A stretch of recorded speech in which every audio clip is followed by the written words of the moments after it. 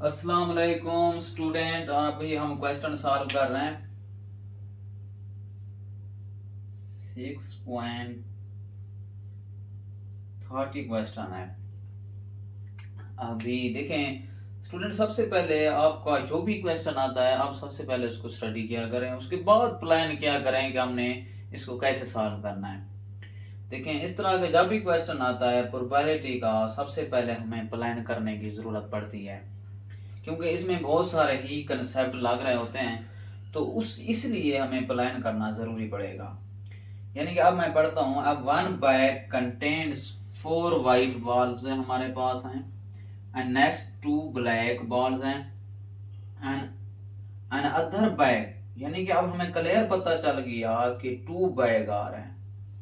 देखें, जब डिफरेंट चीजें आ जाती हैं ना, वहां पर परमुटेशन लग सकती है ना कम्बिनेशन लग सकती है, क्योंकि हम पिछले क्वेश्चन में तो जब पढ़ रहे थे तो परमुटेशन या कम्बिनेशन का यूज कर रहे थे। अब इस क्वेश्चन में परमुटेशन यानी कि कम्बिनेशन नहीं लगेगा। उसके क्यों क्यों रीजन है, क्योंकि 2 बैग आ गए हैं डिफरेंट डिफरेंट। एक बैग होता हो उसमें से हमने कोई चीज सिलेक्ट करनी होती तो वहां पर कम्बिनेशन लग सकता था। क्यों?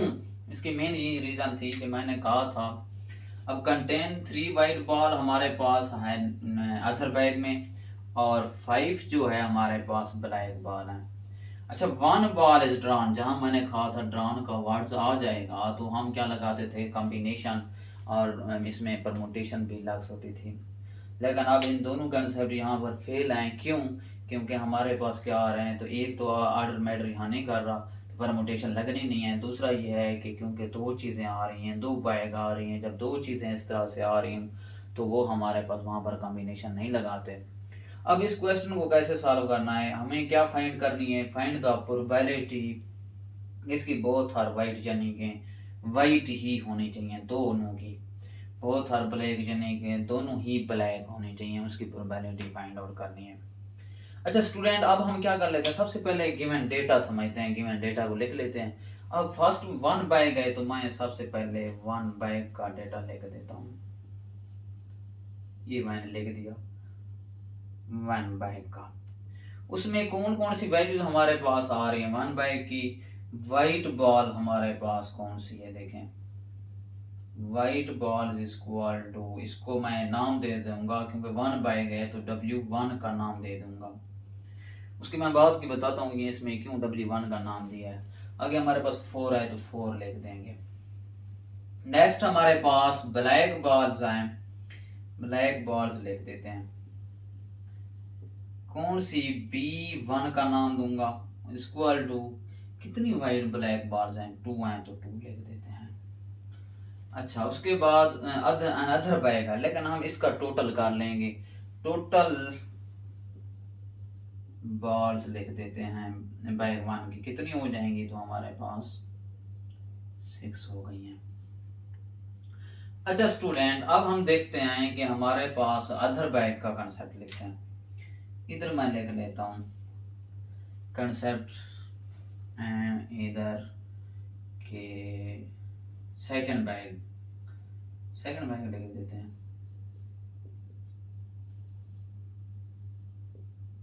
देखते जाएं, सेकंड बैग आ गया। अब उसका मैं डेटा लिखता हूँ। सेकंड बैग का कौन सा डेटा है कि हमारे पास white ball, white ball is equal to, अब W2 का नाम दूंगा क्योंकि सेकंड बैग है तो W2 का नाम दूंगा। तो अब कौन सी बॉल हमारे पास कितनी है, यानी कि 3 है तो मैं 3 लिख देता हूँ। ये वाइट बॉल हो गई है। ब्लैक बॉल हमारे पास B2 का नाम दूंगा, क्यों, सेकंड बैग के लिए, इसलिए B2 की वजह हमारे पास क्या आ गई है, 5 आ गई है। तो इसमें हमारे पास टोटल बॉल्स हम लिख लेते हैं। टोटल बॉल्स इसकी क्या आ जाती हैं, 8 आ जाती हैं। यहाँ तक हमने दोनों के कंसेप्ट लिख दिए हैं। उसके बाद उन्होंने कहा है कि if 1 ball is drawn from each bag, her bag से ना एक एक बॉल ड्रॉ की गई है, यानी कि हम ड्रॉन बॉल भी लिख लेते हैं। Drawn ball for each bag, हर एक बैग, क्या हमने ये भी लिख दिया कि यहाँ 1 है। यहाँ तक हमारा गिवन डेटा आ गया है। अब हम सबसे पहले ये करते हैं कि आप प्रोबेबिलिटी फाइंड करते हैं, उस चीज़ को समझते हैं कि बोथ आर वाइट का क्या मतलब होता है, इसको प्रोबेबिलिटी कैसे फाइंड आउट कर सकते हैं। अच्छा, सबसे पहले क्योंकि यहाँ फर्स्ट आ गया है, मैं लिख लेता हूँ।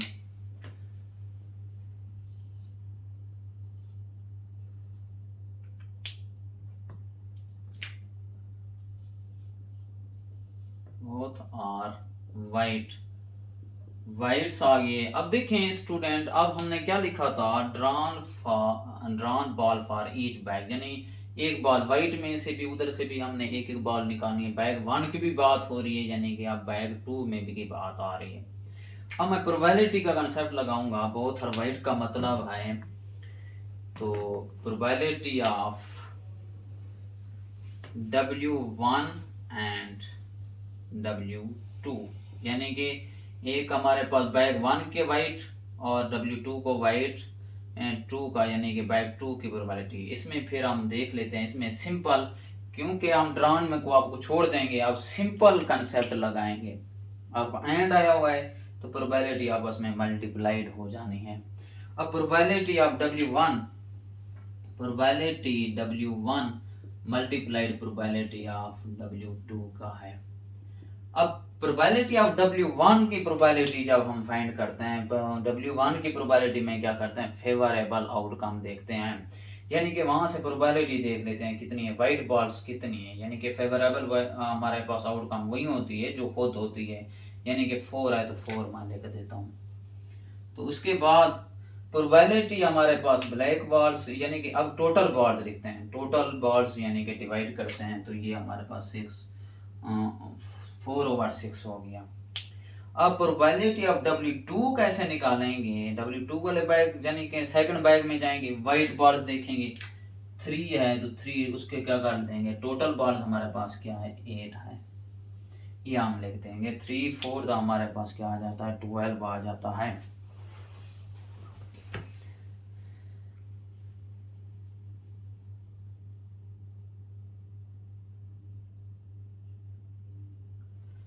अच्छा, अब स्टूडेंट देखें 4×3 = 12, और कैलकुलेटर भी है हमारे पास, इसको सिंपलीफाई भी करते जाते हैं साथ साथ में ना।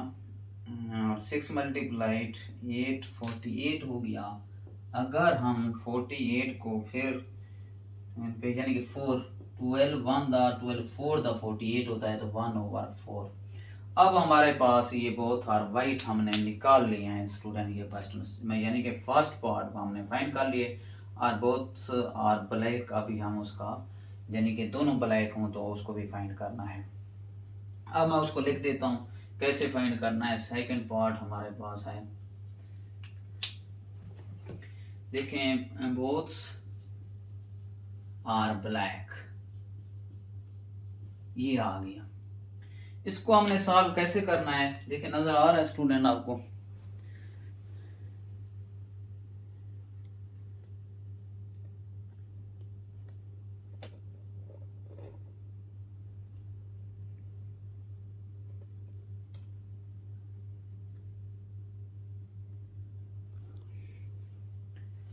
अच्छा, बोथ आर ब्लैक में आ जाते हैं, यानी कि हमने इसकी प्रोबेबिलिटी क्या लिखेंगे, B1 यानी कि फर्स्ट ब्लैक, एंड इसका ये मतलब होता है बोथ आर ब्लैक में B1 यानी कि फर्स्ट बैग की, फिर B2 यानी कि सेकंड बैग की जो ब्लैक थी। जब इस तरह का आएगा ना क्वेश्चन, तो दो चीज़ें गिवन हूँ तो हम इस तरह से पैटर्न में प्रोबेबिलिटी फाइंड करते हैं। अब probability of B1 multiplied probability of B2 के साथ। अब देखें, अब B1 की प्रोबेबिलिटी कैसे फाइंड करनी है, ये प्लान करना पड़ता है थोड़ा सा। आप देख लिया करो कि अब B1 यानी कि B1 हमारे पास क्या है, फेवरेबल ये खुद होती है यहाँ पर, यानी कि 2 है, वो डिवाइडेड बाई क्या कर दूंगा, टोटल आउटकम, यानी कि इसी बैग 1 की तो 6 लिख देता हूँ, मल्टीप्लाइड B2 यानी कि सेकंड बैग में जाना था तो 5/, यानी कि हम क्या कर देंगे, टोटल बैग में डिवाइड कर देंगे, 5×10, और हमारे पास 6, हमारे पास 8 दा क्या होता है, 48 होता है। 2 पे अगर कर लें 2 5 द 10, 2 2 द 4, 2 4 द 8, यानी कि 5 ओवर हमारे पास क्या आ रहा है, 2 2 4 टू द 24। अब हमारे बोथ आर ब्लैक की प्रोबेबिलिटी हमने फाइंड आउट कर लिए। प्रोबेबिलिटी के इस तरह से क्वेश्चन हम सॉल्व करते हैं। ये हमने 6.13 क्वेश्चन किया है। अभी हम चलते हैं नेक्स्ट क्वेश्चन 6.31 करते हैं।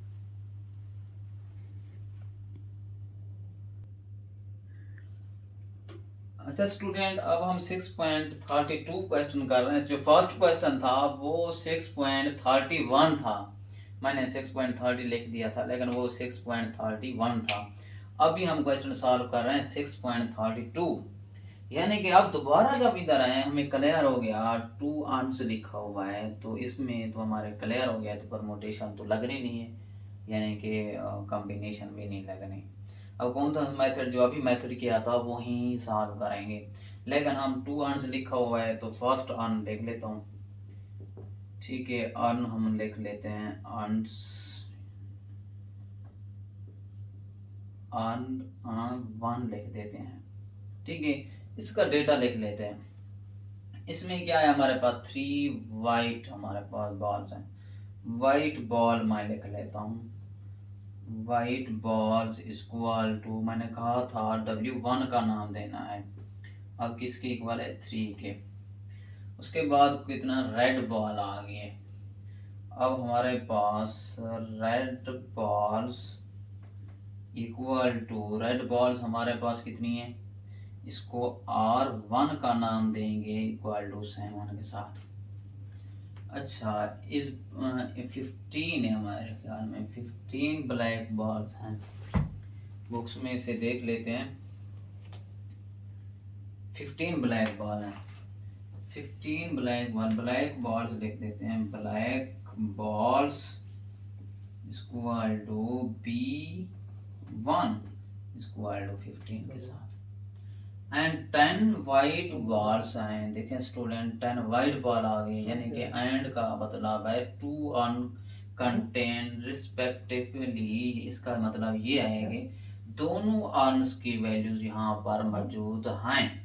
ठीक है, दोनों वैल्यूज मौजूद हैं, यानी कि अब ऑन 2 की वैल्यूज भी यहाँ मौजूद है। अब हमने वाइट बॉल लिख चुके थे, अब मैं क्या लिख लेता हूँ, ऑन 2 की अब इधर वैल्यूज लिख देता हूँ। इसकी हमारे पास क्या आ जाएगी, white ball, white balls equal to W2 का नाम दूंगा। तो देखें स्टूडेंट, यहाँ से स्टार्ट हो रहा है, यानी कि अब 10 लिख देता हूँ। उसके बाद आ गए हैं 6 रेड बॉल आ गई। रेड बॉल्स मैं लिख देता हूँ equal to R2 equal to 6 के। नेक्स्ट लिखता हूँ black balls, black balls equal to B2 equal to किसके आ गया हमारे पास, 9 है, तो 9 लिख देता हूँ। नेक्स्ट हम क्या करते थे, टोटल बॉल लिखते थे, तो टोटल बॉल्स लिख देते हैं। इसकी टोटल बॉल्स हमारे पास कितनी आ गई हैं कि अब देखें स्टूडेंट, अब इसके साथ 7 इसके साथ आए, यानी कि 10 हो गया, 10 के साथ मैंने 15 ऐड किया, तो यानी कि 25 टोटल बॉल्स आती हैं। इसके देखते हैं टोटल बॉल्स हमारे पास कितनी आती हैं। Total balls equal to 10 plus 6 16, 16 plus यानी कि 9, तो हमारे पास 25, ये भी 25 आ गए टोटल बॉल्स। अच्छा, हमारे पास R1 R2 आ गए, यानी कि हमें ड्रॉन भी इधर लिखा होगा, यानी कि हमने कौन सी बात, व्हाट इज द प्रोबेबिलिटी, हाँ 1 बॉल इज टेकन, यानी कि एक बॉल हमने लेनी है, यानी कि ड्रॉन बॉल हम लिख देते हैं, ड्रॉन बॉल्स इक्वल टू 1 के साथ। यहाँ पर क्लियर हो गया। अब आ जाते हैं स्टूडेंट, इसकी प्रोबेबिलिटी फाइंड करनी है, व्हाट इज द प्रोबेबिलिटी। अब हम कंडीशन पे आते हैं, प्रोबेबिलिटी किसकी फाइंड करनी है वो चेक करते हैं, यानी कि both will be same colours, यानी कि दोनों के सेम कलर होंगे। अब अगर हम देखें स्टूडेंट, इधर भी वाइट है, इधर भी वाइट है, यानी कि दोनों के लिए ये भी निकालेंगे, और रेड इधर भी है तो रेड भी है, मतलब रेड की भी अलग निकालेंगे, both are red, probability of both are red की भी फाइंड करेंगे, probability both of white balls की भी निकालेंगे और ब्लैक बॉल्स की भी निकालेंगे। अब मैं इसके लिखता हूँ वैल्यूज को। प्रोबेबिलिटी बोथ आर हम लिख देते हैं, यानी कि ब्लैक लिख देते हैं। प्रोबेबिलिटी बोथ आर हम ब्लैक लिख देते हैं, क्योंकि सारी आ रही है, यानी कि सारी निकालनी पड़ेगी, क्योंकि सेम कलर तो सारे, इनके भी आ रहा है, इसका भी आ रहा है। हम लिखते हैं यहाँ पर, मैं फर्स्ट पॉइंट बना लेता हूँ, यानी कि हमने ये खुद से डिसाइड करना है कि प्रोबेबिलिटी हम लिख देते हैं, प्रोबेबिलिटी बोथ आर क्या है, फर्स्ट क्या है, वाइट बॉल है, तो वाइट बॉल्स की लिख देते हैं। ठीक है स्टूडेंट, वही सेम पैटर्न। फिर प्रोबेबिलिटी ऑफ वाइट बॉल्स की, यानी कि इसका मतलब ये है कि प्रोबेबिलिटी W1 एंड W2 की प्रोबेबिलिटी फाइंड करनी है।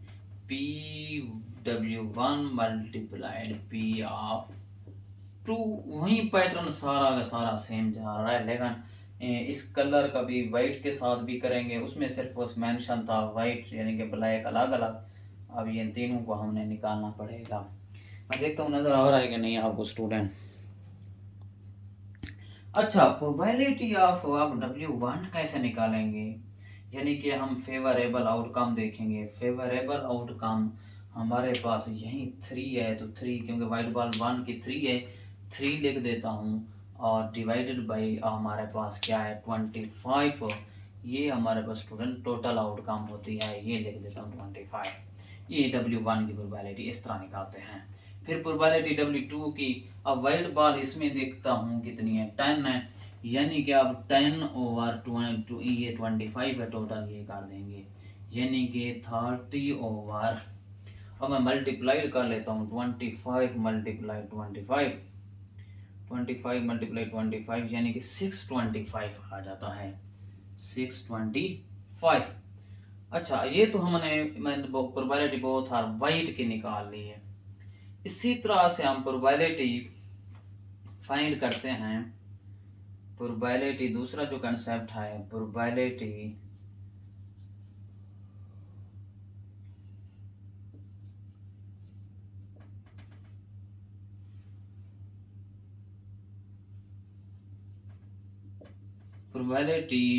बोथ आर रेड की करेंगे। ठीक है, probability both are red balls की करते हैं।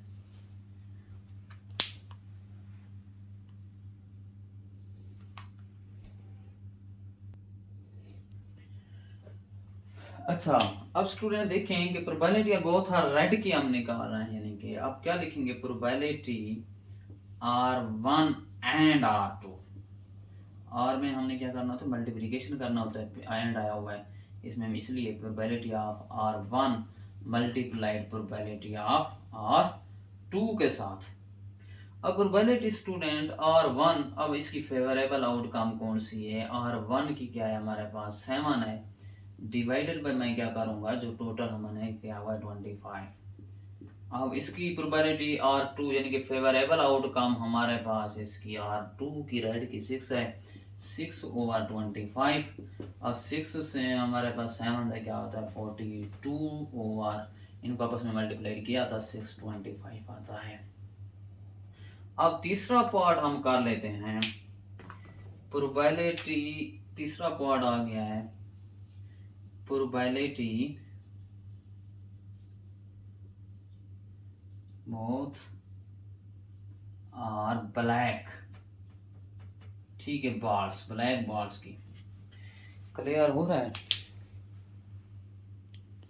अच्छा स्टूडेंट, अब हमने क्या करना है, probability of B1 and B2 के साथ क्या करेंगे, यानी कि probability of B1 multiplied probability of B2 के साथ क्या करते हैं, अब इसमें मल्टीप्लिकेशन कर लेते हैं।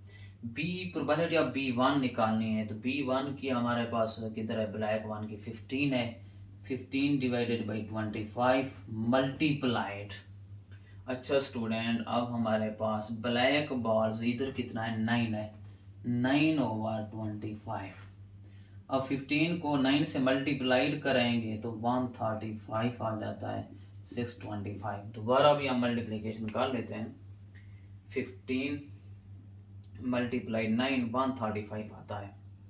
अच्छा, यहाँ तक हमारा स्टूडेंट क्लियर हो गया है। हमने सारे तीनों प्रोबेबिलिटी सेम वाली हमने फाइंड आउट कर ली है।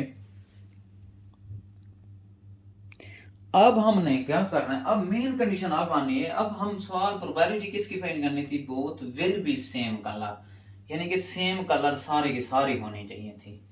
अब इन सारी प्रोबेबिलिटी को हम ऐड करेंगे तो फिर हमारे पास क्वेश्चन जाके कंप्लीट होगा। मैं अभी ऊपर वाले को इसको रेज करता हूँ, यहाँ पर मैं लिख देता हूँ।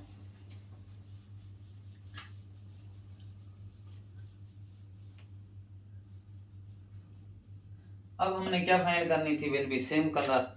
अब प्रोबेबिलिटी मैं लिख देता हूँ, प्रोबेबिलिटी कैसी है, same colours, same both of the both will be same color, both will be same colors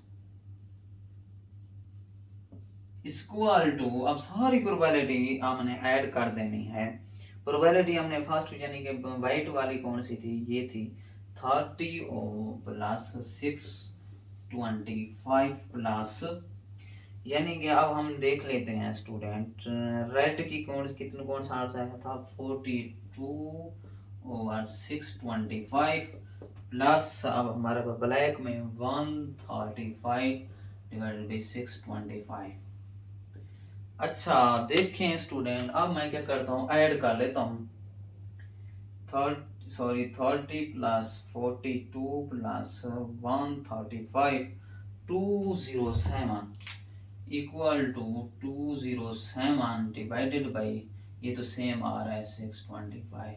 ये आपका आंसर कंप्लीट हुआ, आपका 6 यानी कि 6.32। अब आते हैं नेक्स्ट क्वेश्चन के ऊपर, 6.33 क्वेश्चन सॉल्व करते हैं।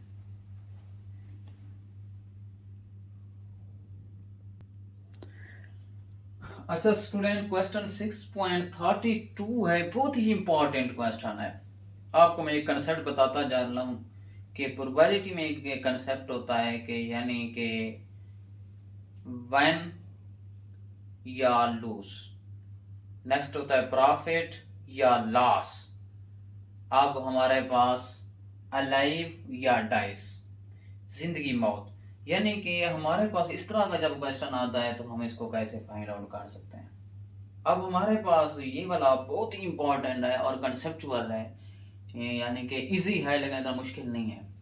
सिर्फ इसको समझना है थोड़ा सा कि the probability that a man, अब प्रोबेबिलिटी गिवन है, इस चीज को थोड़ा सा पढ़ा करें कि probability that a man will alive in 25 year is, 25 years की जो हमारे पास जो एक बंदा है जिंदा है, उसकी जो प्रोबेबिलिटी है, चांस है उसके जिंदा रहने के, यानी कि 3/5 है। वो लिखते हैं द प्रोबेबिलिटी, हम गिवन डेटा भी लिखना है।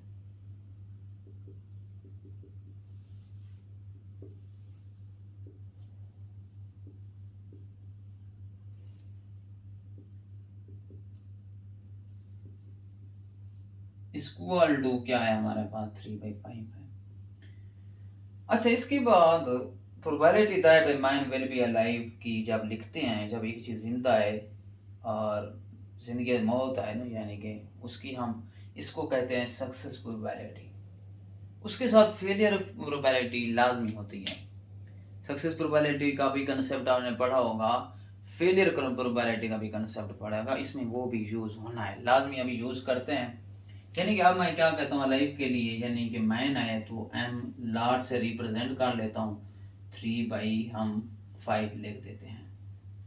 फिर मैं लिखता हूँ, क्योंकि हमें क्लियर हो जाना चाहिए कि जब कोई वैन करता है वो कौन सी प्रोबेबिलिटी होती है, सक्सेस प्रोबेबिलिटी होती है। जो लॉस लूज करता है तो वो प्रोबेबिलिटी कौन सी होती है, फेलियर प्रोबेबिलिटी होती है। हमने ये ओवरऑल कंसेप्ट बताना होता है। अब अलाइव आ गया तो हमें ये भी हो सकता है जिंदा है, मर भी सकता है ना, ये भी एक चांस आ जाता है, मतलब फेलियर प्रोबेबिलिटी का भी कंसेप्ट यूज करेंगे। द प्रोबेबिलिटी, ये हमने खुद से ये चीज़ लगा रहे हैं। तो अब तो ये हम कहेंगे कि हम खुद से क्यों लगा रहे हैं, आपको बता रहा हूँ कि यहाँ पर फेलियर और सक्सेस प्रोबेबिलिटी लाजमी यूज़ करनी है।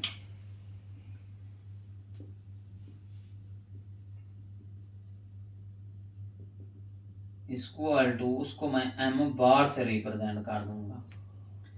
अच्छा, इसका फार्मूला होता है, मैं आपको बताता दूं, मैं चाहता हूँ हम कि success probability plus failure probability is equal to 1 ही वो इक्वल की बात है। अब देखिए स्टूडेंट, मैंने ये सक्सेस प्रोबेबिलिटी अब मैंने की जो थी, यानी कि क्या है हमारे पास, इसको मैं सक्सेस प्रोबेबिलिटी कह सकता हूँ ना, जिंदा है 3/5 है और क्यू इज इक्वल टू 1। मैं इसकी फेलियर प्रोबेबिलिटी यानी कि डाइस की फाइंड कर लेता हूँ, 1 - 3/5। अब देखें ये 5 एलसीएम आ जाएगा, -3/5। अब 5 में से 3 किया, इसको क्लियर हो रहा है कि नहीं हो रहा, मैं यहाँ पर लिख देता हूँ P plus Q equal to 1। अब यहाँ पर जो है ना, ये सक्सेस प्रोबेबिलिटी है 3/5 प्लस क्यू इक्वल टू 1 है। फेलियर प्रोबेबिलिटी निकाल लेते हैं, Q इक्वल टू 1 - 3/5। इसको रफ पे आप लोगों ने करना होगा। 5 अब एलसीएम आ जाता है, यानी कि 5 एलसीएम, इसके नीचे 1 था, 5 × 5 - 3, हमारे पास Q इक्वल टू 2/5 में से 3 गए तो 2/5। यहाँ पर मैं आके लिख दूंगा 2/5। ये हमारे पास इसमें लिखना होता है, एक सक्सेस प्रोबेबिलिटी और एक फेलियर प्रोबेबिलिटी का जरूर लगाना पड़ेगा। लाइव आया तो मर भी सकता था। तो अब यही हमारे पास चांस थे ना, उसने कहा जिंदा और रहने के चांस थे, उसका तो यही आना है कि डाइस का, यानी कि मैच जीत भी सकता था। हम प्रोबेबिलिटी का मतलब ही क्या है कि मेजर करना है, चांस को मेजर करना सकते हैं, तो उसी चीज़ को हम फाइंड आउट कर रहे हैं। नेक्स्ट आ जाते हैं, ये हमारे पास चलो मैन की हो गई है। उसके बाद देखते हैं his wife will be alive in 25 year में, उसकी जो प्रोबेबिलिटी है, चांस है, क्या हमारे पास 2/3 है, ये 2/3 चांस है। अच्छा, उसकी भी लिख देते हैं, द प्रोबेबिलिटी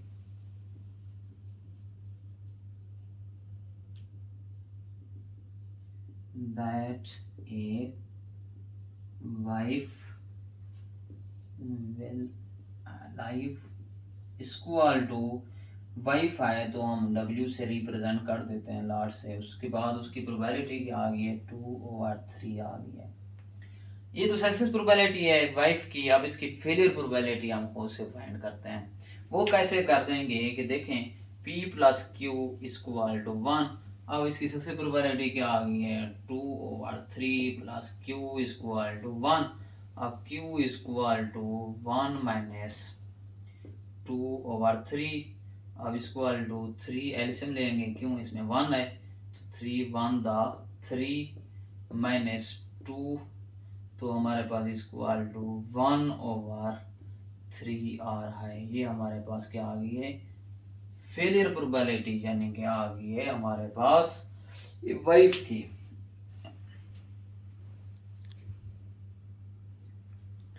अच्छा स्टूडेंट, और मैं इसको रेज कर लेता हूँ, इसको याद इधर लिख देता हूँ कि हमारे पास W बार इक्वल टू 1/3।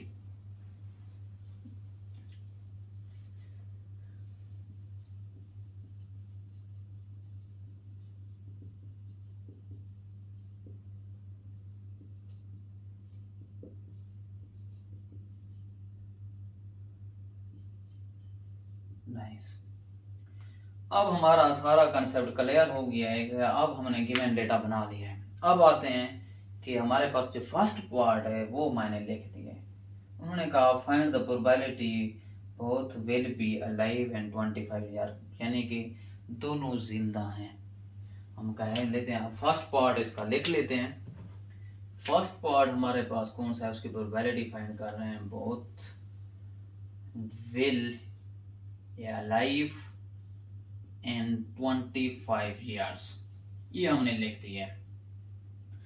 इसका ये मतलब है कि प्रोबेबिलिटी फाइंड करेंगे किसकी, कि मैंने इधर आपको बता दिया तो मैन की, मैन एंड दोनों जिंदा कौन से हैं, मैन और वोमेन हो सकती हैं, यानी कि sorry wife, wife W simple bar वाला जो है डाइज वाला।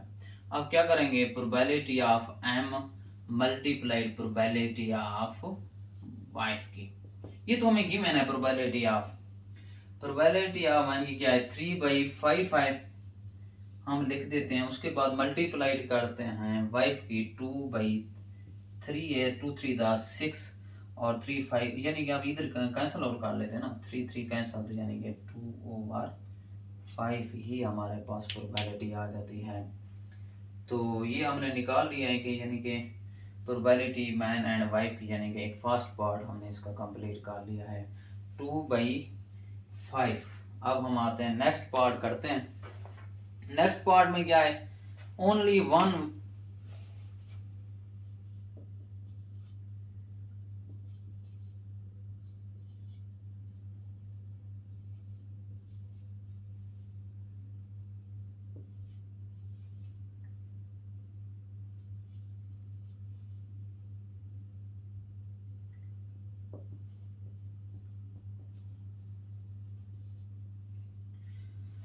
अच्छा student, the only man will be alive in 25 years, यानी कि एक जो है हमारे पास यानी कि एक बंदा है जो मैन है ना वो जिंदा है सिर्फ, उसमें वाइफ का नहीं कनेक्शन आ रहा कि only one be alive in the.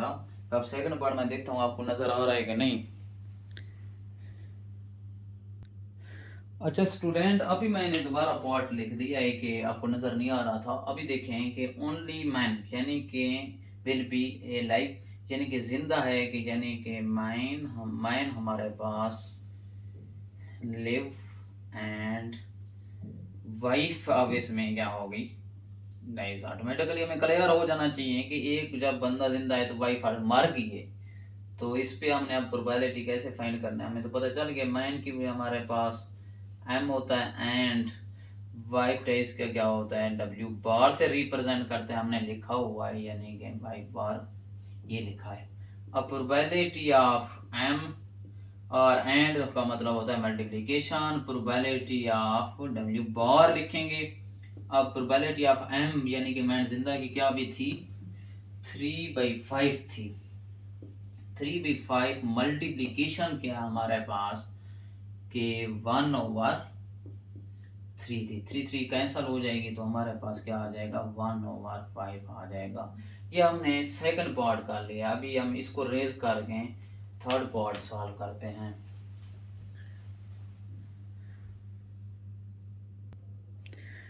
अच्छा स्टूडेंट, अब नेक्स्ट पार्ट पे आ गए हैं, यानी कि only the wife will be alive, यानी कि वाइफ हमारे पास क्या है लिव जिंदा है एंड उसके बाद मैन जो है ना डाइस मार गया है। अब इसकी प्रोबेबिलिटी हमने फाइंड क्या करनी है डब्ल्यू एंड मैन की डाइस है तो एम बार से रिप्रेजेंट करते हैं। अब देखें स्टूडेंट, अब हमारे पास P W wife and multiplication P of M bar के साथ पी ऑफ डब्ल्यू की वैल्यूज हमारे पास क्या है, यानी कि वाइफ डब्ल्यू की 2/3 है और पी ऑफ एम मैन बार की है 2/5 है, 2 to the 4 ओवर हमारे पास 3/5 ये हमने क्वेश्चन सॉल्व कर लिया है। थर्ड पार्ट अभी हम आते हैं नेक्स्ट पार्ट इसका सॉल्व करते हैं। अच्छा स्टूडेंट, ये बड़ा कंसेप्चुअल क्वेश्चन है। एट लीस्ट वन हमारे पास विल बी लाइव जिंदा रहना चाहिए, यानी कि कम अज कम, इसका मतलब होता है एटलीस्ट का मतलब कम इज कम, इसका मतलब ये है कि अब वन हमारे पास इसकी प्रोबेबिलिटी हम लिख देंगे, यानी कि एट लीस्ट मैं सारा लिख देता हूँ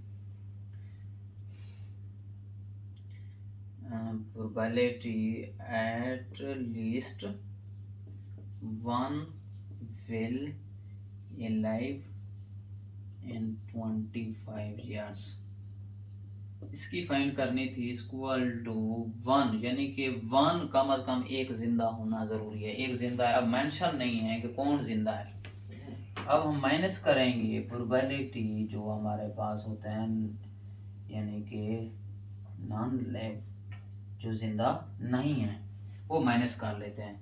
1 माइनस यानी कि प्रोबेबिलिटी ऑफ के जो मैन बी एंड इसमें वुमेन बार वाला भी साथ में आ जाएगा, यानी कि वो डाइस हो सकते हैं, एक जिंदा रहना है।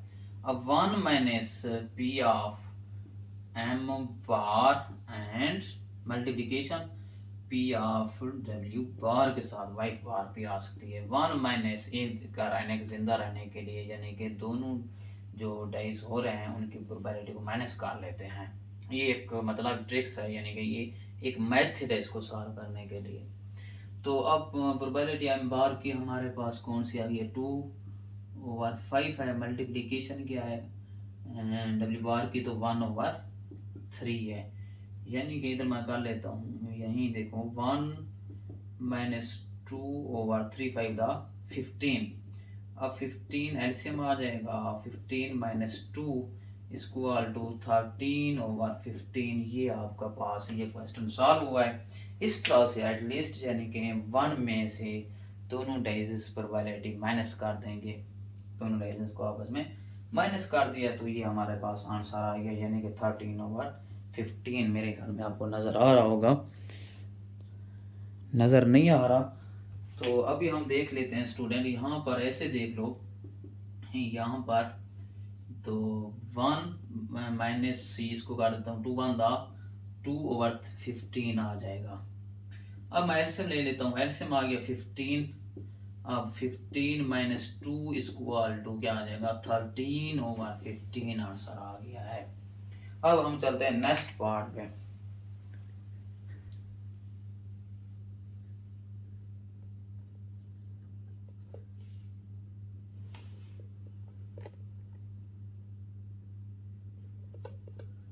सॉरी स्टूडेंट, आपको नज़र नहीं आ रहा था, लेकिन दोबारा मैं आपको क्लियर कर देता हूँ।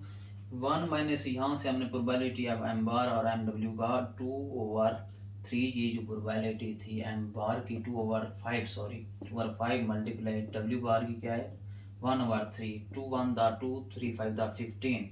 यहाँ मैंने लिख दिया था 1 माइनस 2/15। अब यही मैंने क्या किया है, 15 एलसीएम ले लिया, ये 15 1 दा 15 माइनस 2, यानी कि 15 माइनस 2 मैंने यहाँ पर लिख दिया। 15 में से 2 गया तो हमारे पास क्या बचता है 13/15। ये आपके पास आंसर आ जाता है। अब हम चलते हैं 5 पार्ट के ऊपर।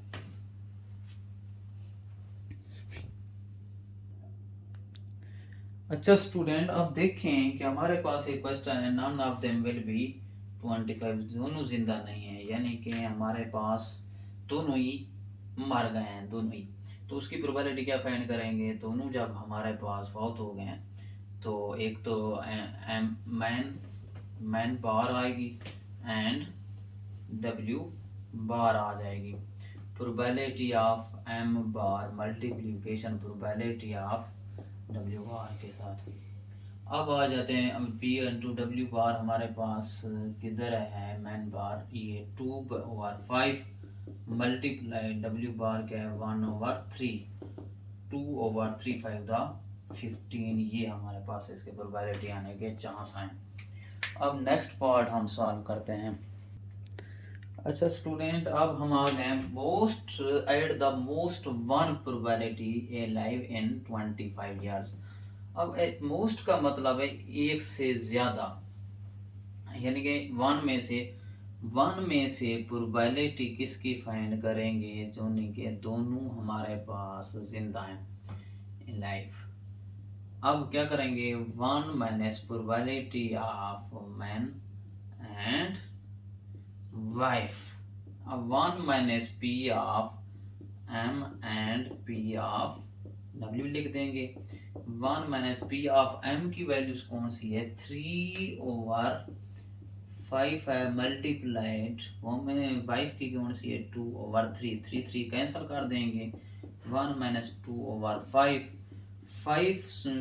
5 आवर हमारे पास क्या आ जाता है 1 माइनस 2/5। अब एलसीएम निकाल लो 5 तो 5 1 5 5 माइनस 2 यानी कि 3/5 हमारे पास आंसर आ जाएगा।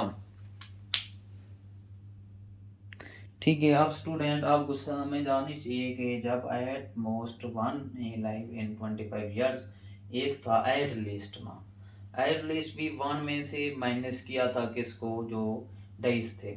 अब इसमें क्या थे, हमने जो हमारे पास अलाइव हैं वो वन में से अलाइव दोनों का कर रहे हैं, उधर दोनों डाइस किए थे, दोनों से माइनस कर रहे हैं। अब सिर्फ इसी ट्रिक्स को आपने याद रखना है, इस मतलब फार्मूले को याद रखना है, तो आपका ये क्वेश्चन कंप्लीट हो गया है। अब हम 6.33 क्वेश्चन कंप्लीट कर लिया, तो हम नेक्स्ट टाइम इंशाल्लाह 6.34 से क्वेश्चन स्टार्ट करेंगे। अगर आपको मेरी ये वीडियो अच्छी लग रही है तो आप मेरा चैनल ज़रूर सब्सक्राइब करें और कमेंट में बताया करें। ठीक है, अल्लाह हाफिज़।